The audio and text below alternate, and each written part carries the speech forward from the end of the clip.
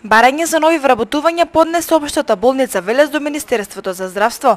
Преку правење на анализа околу финансискиот дел, болницата во Велес точно ќе знае колку нови доктори може да прими. Инаку преку проектот за преминување на лекари од приватниот сектор во јавните здравствени установи, се зголеми бројот на вработени во општата болница во Велес. Ние у претходнија година и пол само во болница Велес работивме над 25 луѓе, здравствени работници.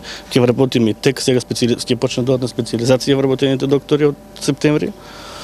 И со префрлањето од приватното со проектот што е нов од приватното во јавното здравство, има најава на вработување на префрлање на двајца специјалисти, едниот по дерматовенерологија и едниот неврологија.